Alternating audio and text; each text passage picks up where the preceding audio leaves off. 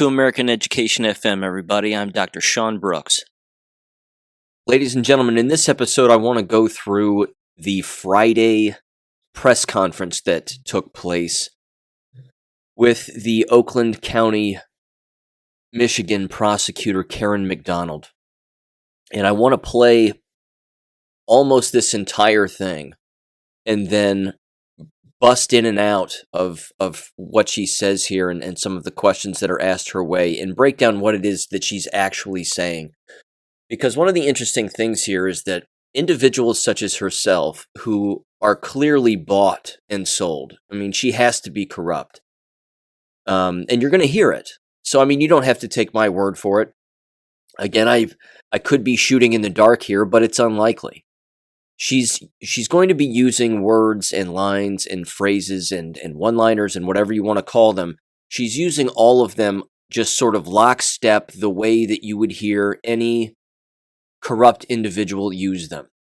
And she starts almost right out of the gate saying things that no prosecutor should actually say. You see, the object of all of this, whether you're a prosecutor, whether you're a lawyer, whether you are a judge, a researcher, whatever it is, the object is to be as impartial as humanly possible, which means you have to use impartial language. You can't, I mean, right out of the gate, for example, I called her corrupt. Well, you'll hear it from her. So I've made my determination just by listening to the way that she talks and the things that she says here. She's headhunting, essentially. And again, you'll kind of hear her say that, but I'll bust in and make particular comments along the way. But she makes it abundantly clear that she's interested in, quote-unquote, seeking justice. And again, that's not the role of a prosecutor. Regarding this school shooting that took place, as I said earlier in Friday's episode, the list of people who knew that this student was dangerous and that this environment was an unhealthy one, that line of people is a lot longer than the people who don't know. And these are just one of the things, again, that people have got to keep in mind when it comes to these environments.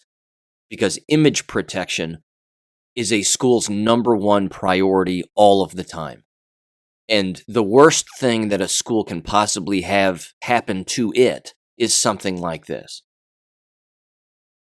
This is the one thing that they do not want under any circumstance. The problem is that in the I would say in their zeal to try and prevent something like this from happening, they actually don't prevent anything from occurring.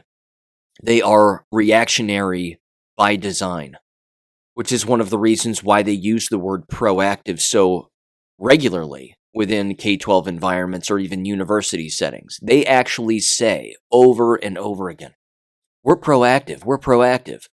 Well, we try to be proactive and we're as proactive as possible. See, the word should be preventative, and I've said this in the past. It should be preventative. There's supposed to be a preventative environment. They're supposed to prevent against falsehood, illegality, abuse, whatever you want to call it. That's what they're supposed to be preventing against. But in the process of them attempting to do that, and they do it poorly, but in the process of them attempting to do that, they always end up sweeping these problems under the rug because they can't see any further past the hand in front of their face. They can't see any further than that. They don't see that when you start deleting referrals, that becomes a massive problem. When you start making excuses for students' behavior, well, that's cumulative risk, and that's going to create a bigger problem down the line. When you don't allow teachers to explain to their students in a classroom why Billy or Sally have been suspended for 5 days, and that sort of becomes this giant hush-hush moment where teachers aren't allowed to actually create a teachable moment because of a bad behavior or an illegal behavior. Or, again, like in this case, an individual brings a weapon to school and you let them back in. Or a student brings drugs to school, they go away to some drug treatment thing for X amount of days, and then they come back into the classroom. I've said this over and over again, and I'll keep saying it, which is, again, why these environments are so poisonous. All they have to do is kick students out permanently. All they have to do on the very first day that they meet with parents and the school district writes a letter. That's all they have to do and send it home. All it has to say is the following: if you fight here once, you're gone. If you're caught engaging in a sexual act, you're gone permanently. All of these are permanent offenses. You are officially gone from this entire school district. If you are caught with drugs or on drugs, you are gone. If you bring a weapon to school, you are gone. There is no second chances. There are no conferences. You will be shown the door and you will not be allowed back in, which means your family is going to have to make accommodations to educate you somewhere else, but it is not here. They don't do that. Buildings always give a second, third, fourth, fifth, sixth, seventh chance. So much so, in fact, that the school district creates alternative schools for such students to show up to. So they'll have a full rap sheet, a full criminal record, and then they'll end up going to these quote-unquote academies or these other alternative schools or whatever for the juvenile delinquent. Whatever it may be, too many chances is called cumulative risk. It's like playing Jenga over and over and over again, expecting a different result. The game ends the same way every time. And it doesn't end well for a great deal of people. So I'm going to jump into this here. Again, I'm going to start playing her audio and I'm going to bounce in and out of what she's saying and make some comments along the way. This whole thing is dirty. This whole thing sounds dirty. She's dirty. All of this is gross. And again, we are living through the Great Awakening. So let this educate countless individuals on, again, the word usage that these people use, because these leftists all use the exact same language without even thinking about it. They don't even get together and say, hey, look, we're all saying the same stuff. Maybe we shouldn't do that. No, they can't help themselves. So they just keep saying the same things over and over again. So again, this is the prosecutor's voice. This is Karen McDonald, and she is the Oakland County, Michigan prosecutor. So here we go. Good afternoon. I'm Karen McDonald. I'm the Oakland County prosecutor. Thank you for joining me this morning. It's been a devastating week for all of us as we continue to mourn the loss of the 4 children who were shot and killed this week in Oxford High School. We've heard some positive news that some of those injured in Tuesday's shooting have made some progress recovering from their physical injuries. While the physical wounds of the victims are starting to heal, the emotional wounds to the victims, students, and the entire community will last for years. I continue to work with Oakland County Sheriff Mike Bouchard and his team to stay close to the facts and evidence of this case as it continues to evolve. My role as the Oakland County prosecutor is to seek justice for the victims of this tragedy. The family, friends, and loved ones of Hannah St. Juliana, Madison Baldwin, Tate Murr, and Justin Schilling, and the other victims have had their lives shattered.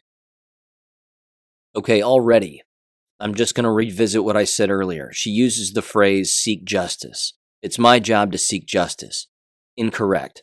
It's not her job to seek justice. It's her job to follow the law. That's all. That's all she has to say. Because when a person goes out and they seek justice, you become like Denzel Washington in The Equalizer. He sought justice in that movie. That's what that movie is about. It's about seeking justice. It's not about using the law to get even. It's about spraying bullets, borrowing sledgehammers from the local hardware store where you work to bash somebody's brains in, only to then return it later on with no one knowing. That's seeking justice. It's her job to not spray willy-nilly bullets in the air and, again, spaghetti noodles and see what sticks. It's her job to just use the law. Examine evidence, use the law. I'm always curious as to who and what writes these speeches for them. Whether it's a speechwriter, a press person, do they write it themselves? Whatever it is. I think it's poorly written, and as you'll hear later on, she has a very difficult time justifying some of the things that she says, because oddly enough, the media kind of holds her feet to the fire a little bit. So I'll continue. Here we go. As I mentioned a few days ago, I did have the opportunity to speak with the parents of the children who were killed. Additionally, my office has reached out this morning to all of the victims who were injured. And we continue to be dedicated to offering them services and support during this time. While the shooter was the one who entered the high school and pulled the trigger, there are other individuals who contributed to the events on November 30th, and it's my intention to hold them accountable as well. It's imperative we prevent this from happening again. No other parent or community should have to live through this nightmare. I have shared previously, and I will reiterate today, that gun ownership is a right, and with that right comes great responsibility. Based on the information and evidence I have received, today I am announcing charges against the shooter's parents, Jennifer and James Crumbly. And there it is right there. As I said on Gab, there is your 2021 gun grab. There's your perfect example right there. They're setting a precedent here to go after parents whose children may use something that the parents own to do something else, and then they charge the parents with a crime. But the people who knew that this kid was violent, as I said, was endless. Countless school officials, the principals, the counselors, any of the liaisons, the kid's mental health workers, you name it. They knew the kid was damaged. They knew the kid was jacked up. And they had a meeting with him earlier that day where they were talking with him and going to let him back into the classroom. The gun was already in his bag by then. And what was interesting about this, too, is that Jesse James, the host of the Dangerous Info podcast, we were going back and forth over text message about this. And again, he's been a guest in the past on my podcast. He lives basically right next door to this school. And what's interesting is that the local news media was more accurate about what was going on and the information that was coming out than the national media. I'll give you a quick example. The national media was saying that the parents fled, that the parents were on the run and a warrant is out for their arrest. Apparently, all of that's untrue. The local media said, look, the parents immediately lawyered up. They left town and left their house because they feared for their safety from an unknowing and irrational public. And then they returned to town and turned themselves in. And now they've been detained on, I believe, a $50,000 bond for each one of them. Or I'm sorry, $500,000 for each one of them, something like that. The point is that they're going after parents now. And this is a purposeful move. This is not an accident. This is their opportunity.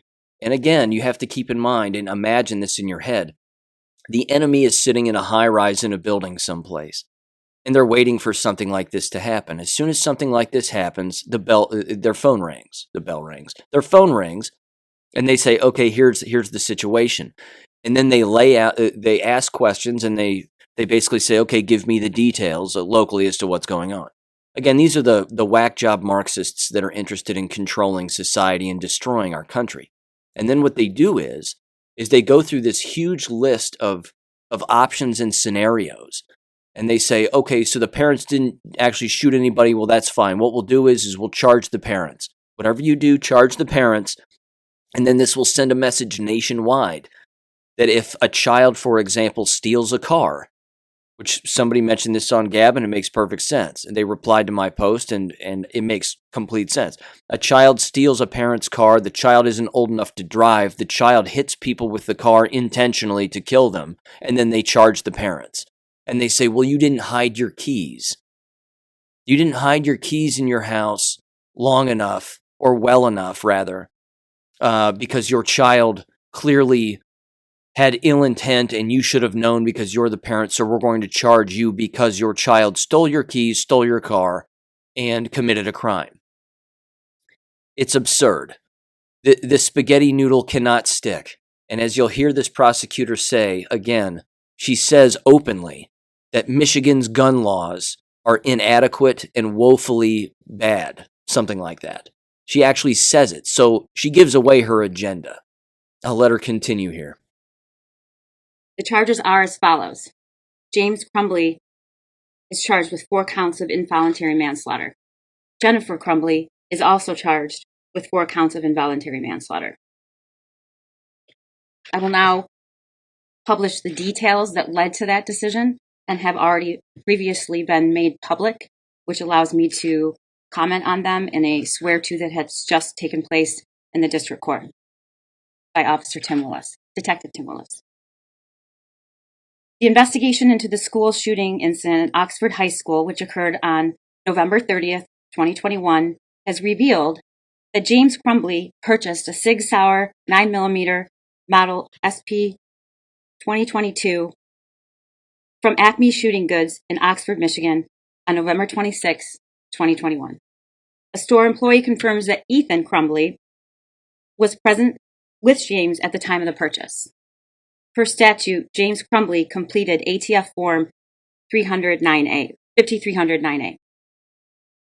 On or about November 26, 21, Ethan Crumbly's social media posts reveal photos of the semi-automatic handgun, along with the caption, "Just got my new beauty today," including an emoji with hearts, "Sig Sauer 9mm.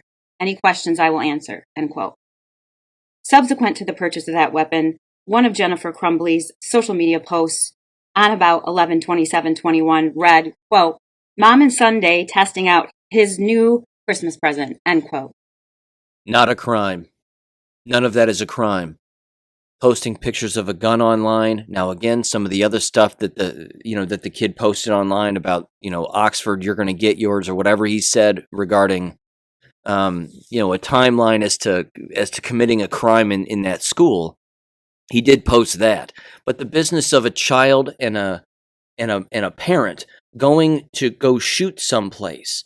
She's trying to paint the picture, ladies and gentlemen, for all of us, for everybody across America. And she even again later on references all of the United States. It's all of the United States. Things have to change across this country.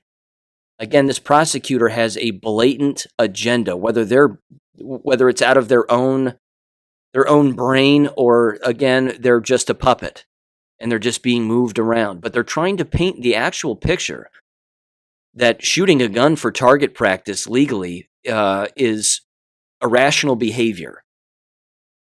Again, only a puppet would actually say such a thing. Only a Marxist would try to paint a picture like that on a group of people. It's absurd. On November 21st, 21, a teacher at the Oxford High School observed Ethan Crumbly searching ammunition on his cell phone during class and reported the same to school officials. Jennifer Crumbly was contacted via voicemail by school personnel regarding that son's inappropriate internet search. School personnel indicate they followed that voicemail up with an email but received no response from either parent. Thereafter, Jennifer Crumbly exchanged text messages about the incident with her son on that day, stating, quote, "LOL, I'm not mad at you. You have to learn not to get caught," end quote. Also not a crime. It's not a crime to look things up on the internet, on your own cell phone in school. People do it all the time. Staff members do it all the time. Principals, secretaries, superintendents, they do it all the time. You can, again, searching the internet is not a crime. That's not a crime. I'm looking for a gun on the internet because Christmas is coming up and I just want to, I'm thinking about buying a gun. So what? Not a crime. Is it suspicious? Maybe. Certainly after the fact. But the kid just bought a gun. His parents just bought him a gun. Again, I'm not justifying the shootings here. I want to make that abundantly clear. I'm breaking down this line by line of what the prosecutor is saying here because, again, remember, she said it. She's seeking justice. She's not following the law. She's painting a picture here to ensnare Americans in the act of one. They didn't do this with the Rashad Brooks guy who ran over people in Wisconsin. No. But they're going to do it with this because this is their opportunity, and they always do things like this. I'm going to keep going. Here we go. On November 30th, 21, the morning of the shooting, the next day, Ethan Crumbly's teacher came upon a note on Ethan's desk, which alarmed her to the point that she took a picture of it on her cell phone. The note contained the following. a drawing of a semi-automatic handgun pointing at the words, quote, "The thoughts won't stop, help me," end quote. In another section of the note was a drawing of a bullet with the following words above that bullet, quote, "Blood everywhere," end quote. Between the drawing of the gun and the bullet is a drawing of a person who appears to have been shot twice and bleeding.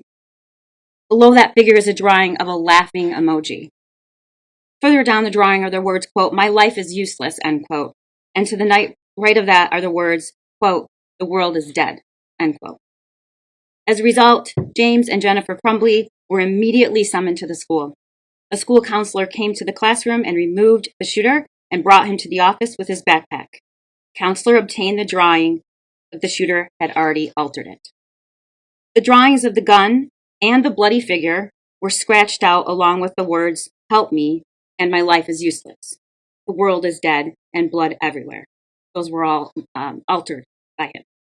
At the meeting, James and Jennifer Crumbly were shown the drawing and were advised that they were required to get their son into counseling within 48 hours.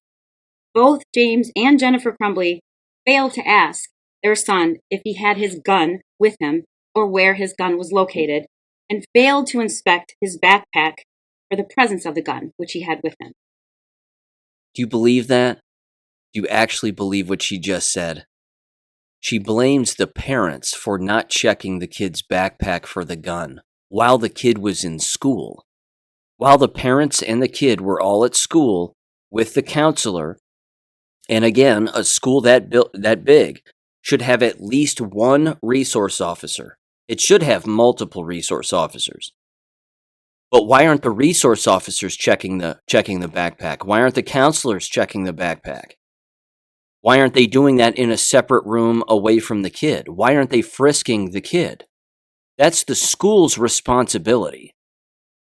Because again, these counselors, I'll tell you what, school counselors are hilarious. They're a hilarious lot. Many of them get into I'm going to go off on a rant here, so bear with me. A lot of school counselors get involved in quote-unquote school counseling because they actually think they can fix everything. That's one swath of quote-unquote K-12 school counselors. There's another swath that used to be school teachers and they hate children and they hate being school teachers, so they decide to be counselors because they get an office and they rarely get to talk to students, and they really have no background whatsoever in sociology, human behavior, whatever. They're just interested in getting paid more because they don't want to do the 9 to 5 of a classroom setting with 200 plus students. There's that swath of school counselor. There's another swath of school counselor that loves paperwork. They love it. They're basically a secretary, and that's essentially what they do. They're not really interested even, again, in students or counseling or human behavior or anything. They actually just enjoy the paperwork because it's regimented. It's, you have to dot the I's, cross the T's, whatever else. And then you just have a variety of different kinds of counselors that enter that particular profession for a variety of reasons. I've known, again, individuals to enter that particular profession and they have no education background whatsoever. None. Zero. No counseling background either. They get a degree in counseling and then they just walk into a school and say, "I'm ready to be your counselor." And they get certification to be a counselor and then that's it. The fact is that searching a child is not the counselor's job. That counselor should have shown up to that classroom with a resource officer. This is a police officer's job. You're talking about, again, a kid who's drawing things on a piece of paper that are remarkably violent and remarkably telling about the psyche of said kid. That's the job of the police officer. Where were the cops? Because again, you're going to hear her say it, and you're going to hear some questions be asked to her. She gets asked again about, well, what about the police officer? Why didn't they search him? And she just goes, well, that's under investigation. That's under investigation. And she has an answer for everything. And just skates by and sort of skirts the issue as quickly as possible. So, I don't know. It's just getting worse and worse and worse. But again, that should prove to everybody that she has an agenda.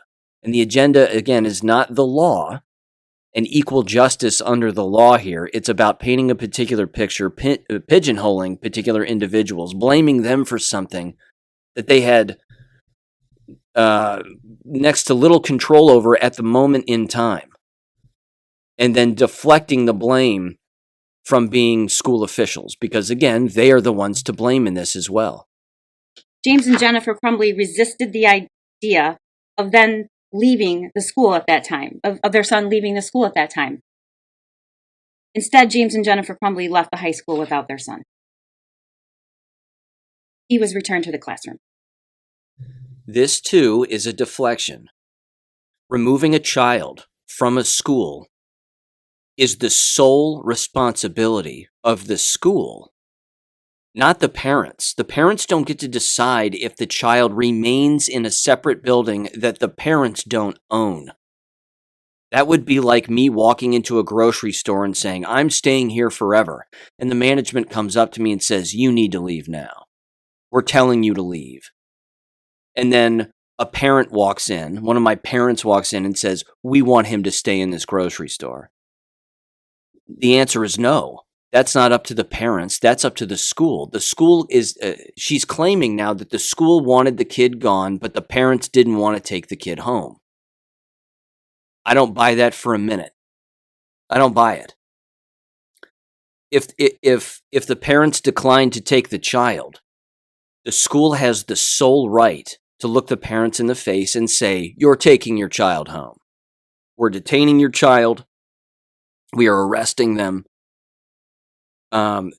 They are going to be at least detained until you can come and pick them up at a time that works for you.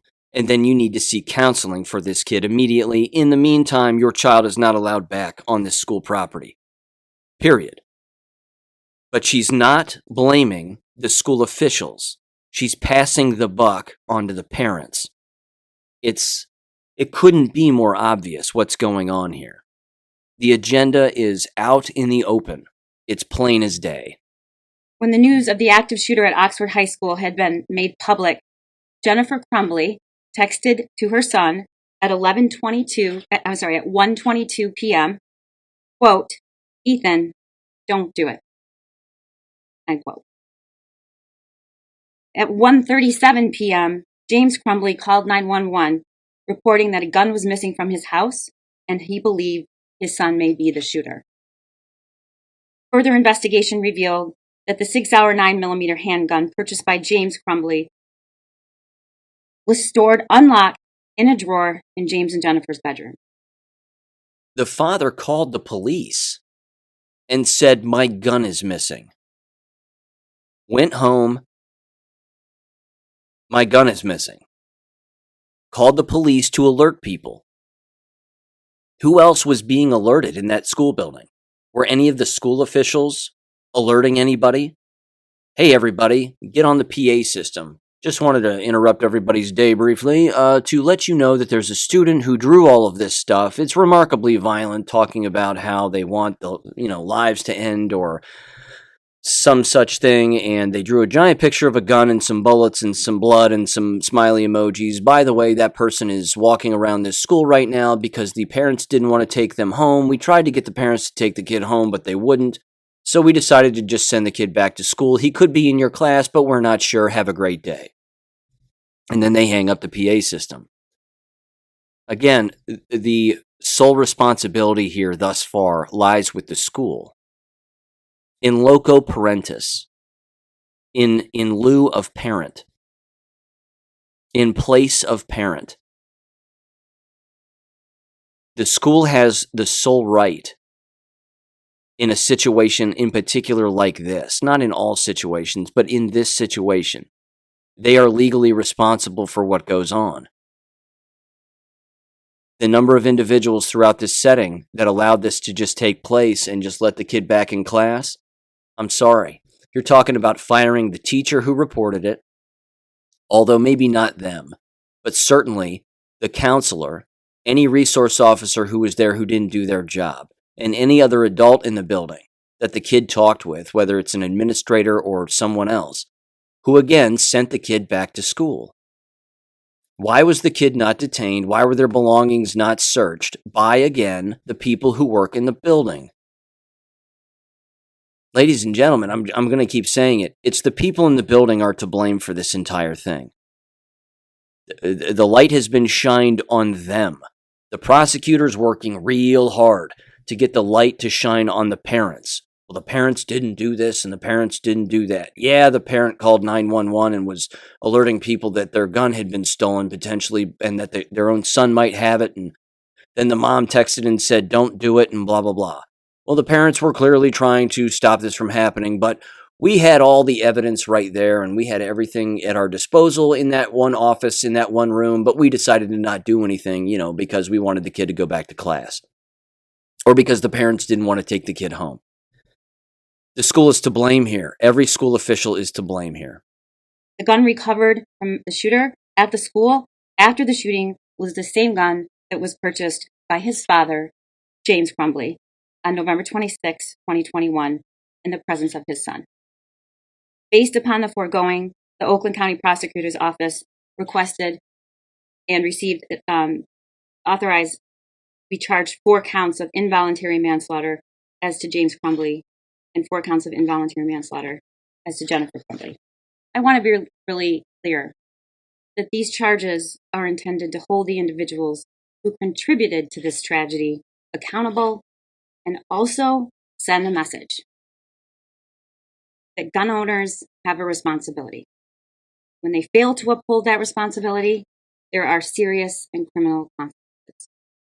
And there it is. There it is. She just said it. Cat's out of the bag. Cat's out of the bag. Gun owners have a responsibility. Every gun owner, if someone takes their gun and it is used in a crime, it is the gun owner's fault. Every gun owner. She just said it. She's blaming people who didn't pull the trigger. She's blaming them because they owned something that was used in a crime.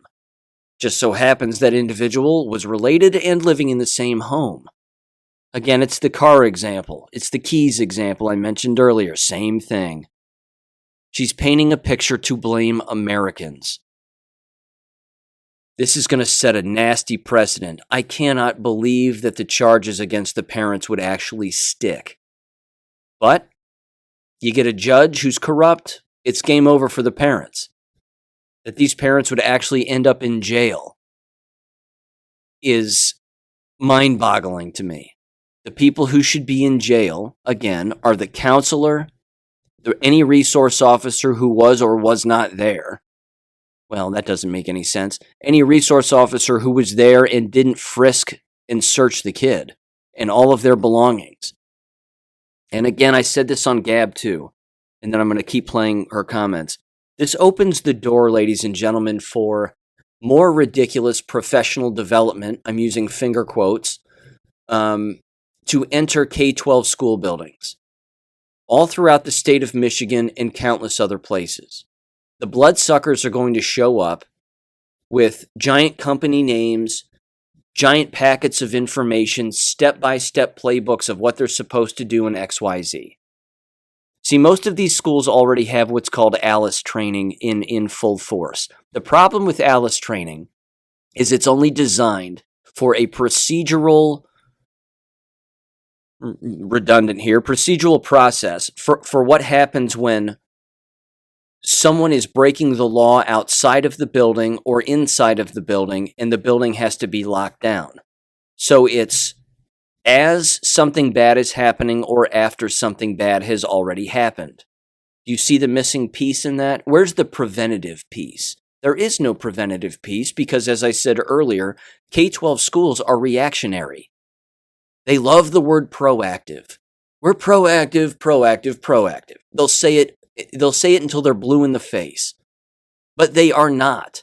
And the word is preventative, I might add. They should start using the word preventative, except don't just say it, do it. Expel students the first time, every time. They don't do that. As I said earlier, this is not their MO. Even on that Ethan Crumbly's face, they still saw a $sign. Well, if we lose him and we expel him, we'll be out, I don't know, anywhere from $2,000 to $9,000. Well, we can't have that. They see $signs on students' faces. They're not interested in safety. That's not their prerogative. They could care less. They always chalk it up to, this will never happen here. This will never happen here. It's like the jab business. I'll never get sick. I'll take 1, 2, 3, 4, 5, 6 jabs. I won't get sick. That's for other people. Other people will get sick, not me. It's absurd. It's absolutely absurd. As we work together to honor the lives lost and all of those impacted by the evil acts this week, justice for the victims and their families is at the forefront of today's announcement. We need to do better in this country. We need to say enough is enough. For our kids, our teachers, parents, for all of us in this community and the communities across this nation. And she said it again. Enough is enough for the communities across this nation. Enough is enough. Where have you heard that? Barack Obama said that all of the time with every crisis or every crisis, with every gun-related incident where someone had a gun, whether it was a fake manufactured event or it was something that was actually real. Enough is enough. This must end. We must stop gun violence because guns grow legs and arms and they run around and pull their own triggers and blah, blah, blah, blah, blah. It's ridiculous. And any time at the local level you invoke the nation, I'm sorry, but you're giving up the goose. You're giving it away. You're just giving it away. You're giving away to everybody that you have a national agenda. All they had to do, ladies and gentlemen, was focus on their own local issue. But she's loving making this a national thing as much as humanly possible. And again, the puppeteers are the ones pulling her strings, having her make this a national issue. And you'd better believe that Gretchen Whitmer has got her claws all through this woman's spine. One moment. Go ahead, Mr. Scott.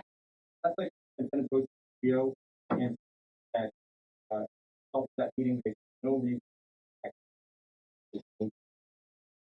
video on that. I viewed portions of it and was briefed on the contents of the video. Are there any steps by school?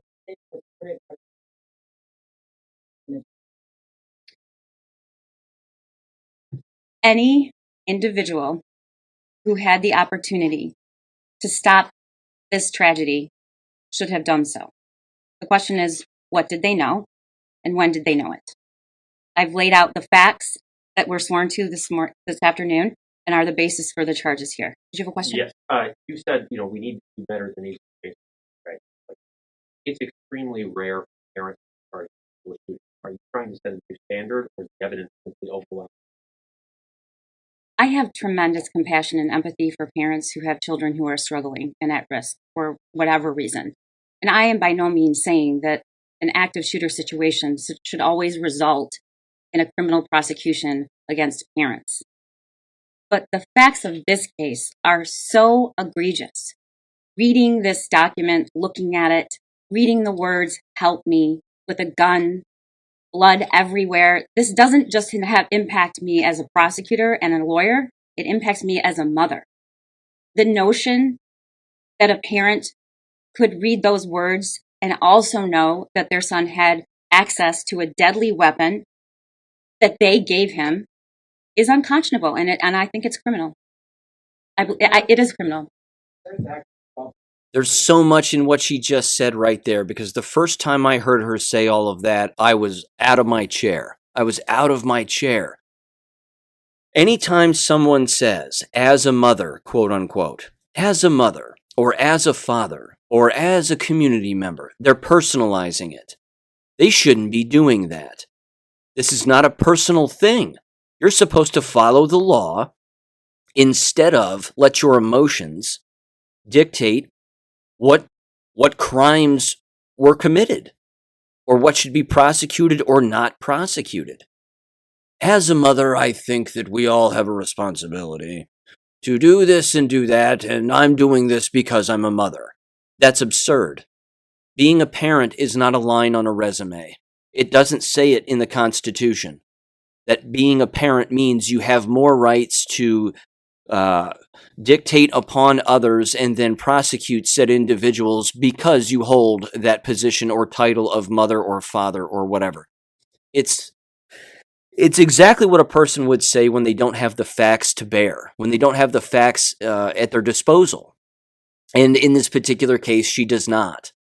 Now, you did hear her be asked the question, and she was asked the question in that poor audio clip, but she was asked the question by the guy, are you, or whoever it was that was asking the question, are you going after individuals who worked in the school building and what they could have done or not done? She didn't say yes, she didn't say no. What she said is that she was interested in going after anybody who may have known. Well, you already know that. You already laid it out earlier. There was the teacher who reported it. There was a counselor who didn't search the kid's bag. We don't know anything about a resource officer, although that question gets asked, I believe, later. There are lots of school officials that knew what was going on, and she's blaming, again, the parents for not knowing that this kid was drawing this stuff in class that day. That's why they allegedly called the parents after the drawing had already taken place. It doesn't matter. Like I said, in loco parentis, the object here is for the school to kick the kid out. It doesn't matter what the parents say. Our kid is fine. Everything is fine. Don't worry. Everything is fine. If that's what the parents said, doesn't matter.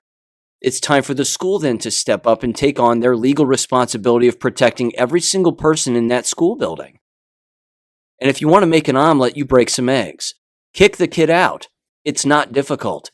Like I said earlier episodes, being a school administrator could be the easiest profession that exists on the face of the planet. But because the environment is filled with shit and flies, they can't help but make the job hard.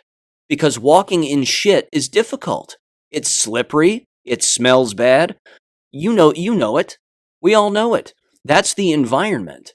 They're making it tough on themselves for not having a brain. This is a no-brainer. This entire situation was an absolute no-brainer. Keep in mind, ladies and gentlemen, I don't want to use the word expert here, but I'm talking from a position of, I would say, well, certainly more expertise than countless others who haphazardly comment on such issues. The basis of all of the books that I have written are on subjects like this. I've even read some books about school shootings, and they are horribly written. They do not get down to the crux of the matter. Why? Because those individuals have never been school teachers. Those individuals are not being honest with themselves nor the readers of their books because they don't know what really goes on in these buildings. They don't know the inner workings of the entire system. My own research, again, was based around these kinds of subjects and how these environments are not preventative. They are always reactive. Always passing the buck, always kicking the can down the road. Well, are you handling this? Okay, because I'm not going to handle it anymore. So you're handling it, right? Okay, great. And then that person who says that they're going to handle it or is told to handle it tries to get somebody else to handle it. And then they pass the buck on to somebody else. Okay, well, I was told to handle it, but I'm going to hand it off to you now. So you're going to handle it now, right? Okay, great. And then they absolve themselves of any responsibility in their own heads. Well, as Eric Hoffer loved to write and loved to say, we lie loudest when we lie to ourselves.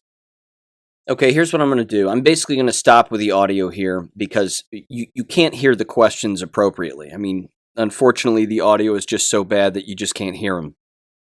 Her answers, though, continue to be telling throughout. She was asked about the terrorism charge and why would you charge him with terrorism.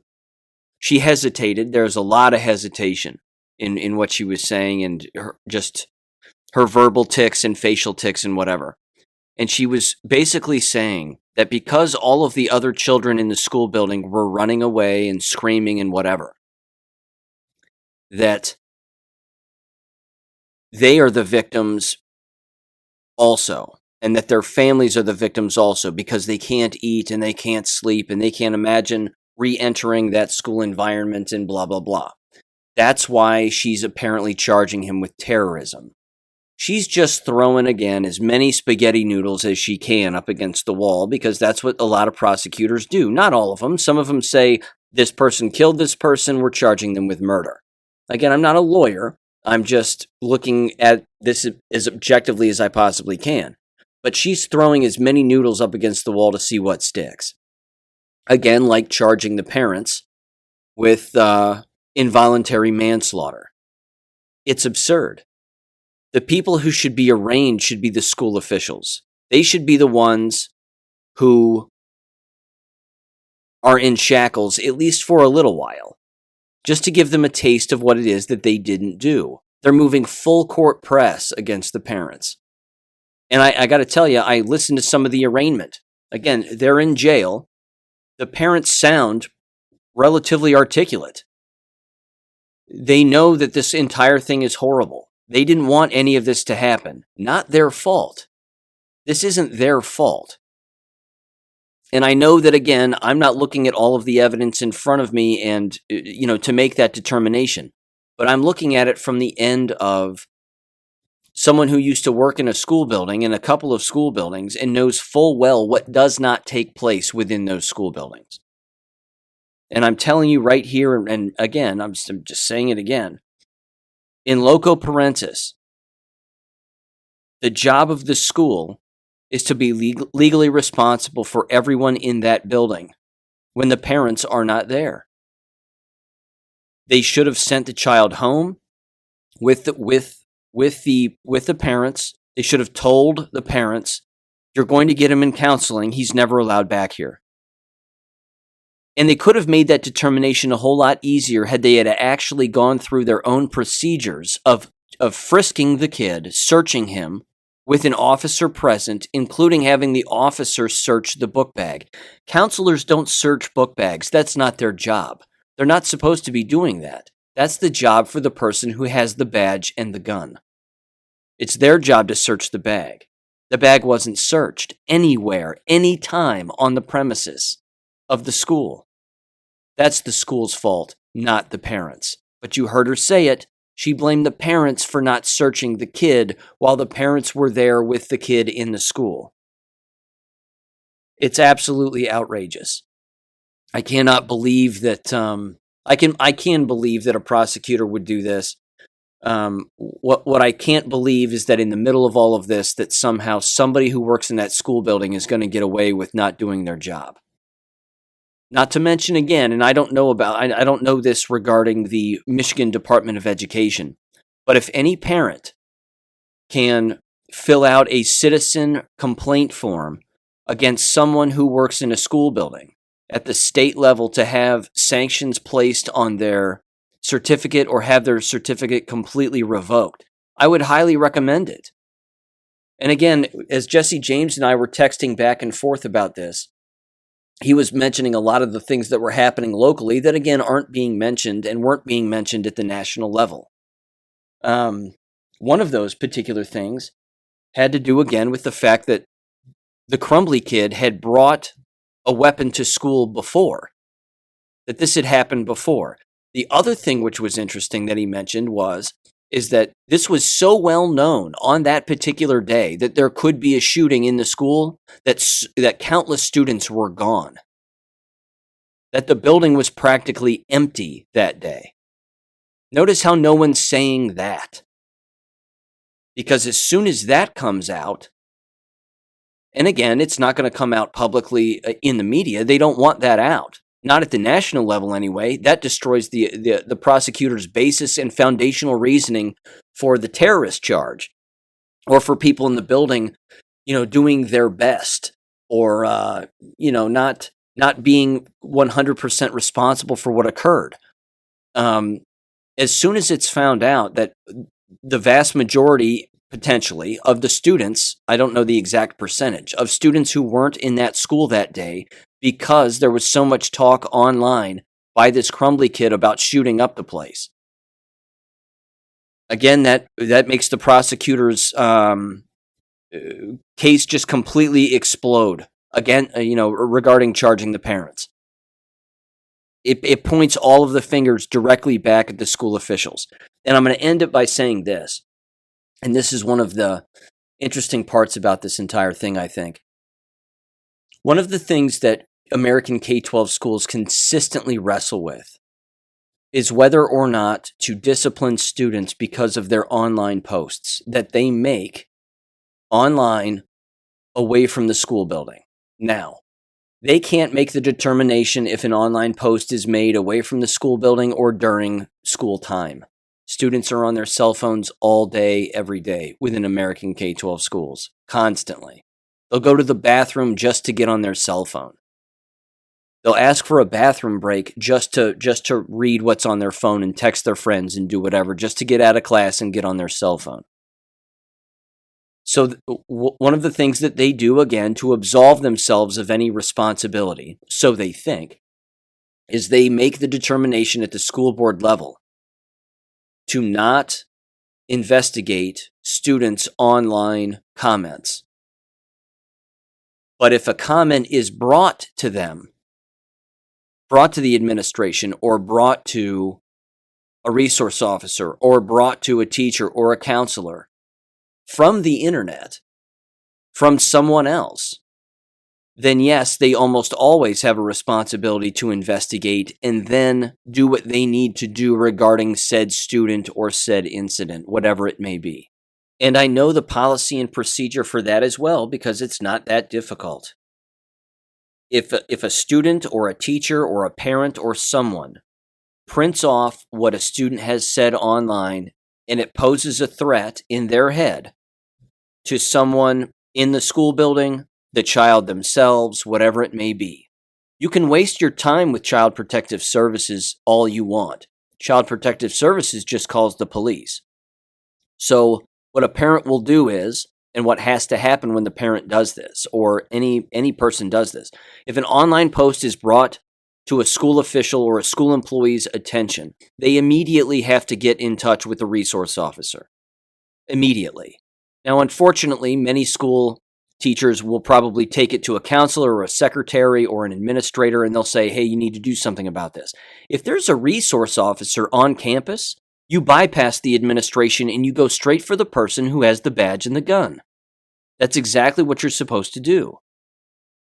You go straight for them and you say, look, you're the person who has to handle this. I just received this. This is an online post. This is a particular student in this school building. I don't know what you have going on right now, but you need to focus on this right here, right now. And then what happens is that resource officer will take that post, read it, make a determination.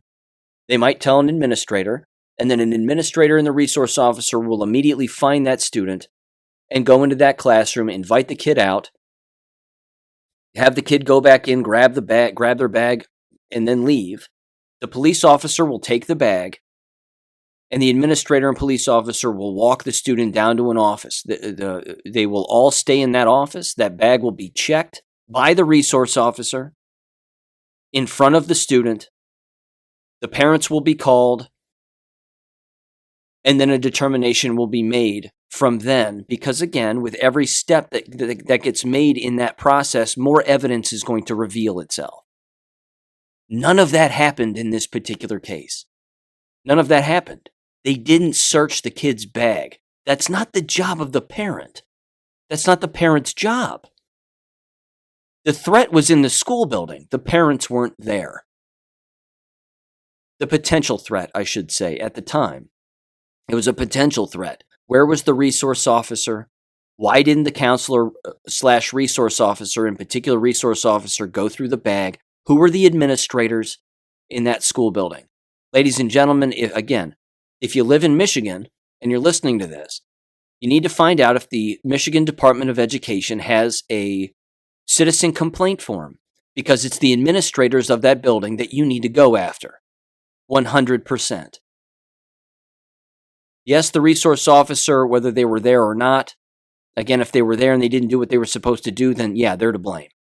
But that didn't. I didn't hear anything in the Q&A about a resource officer checking anything.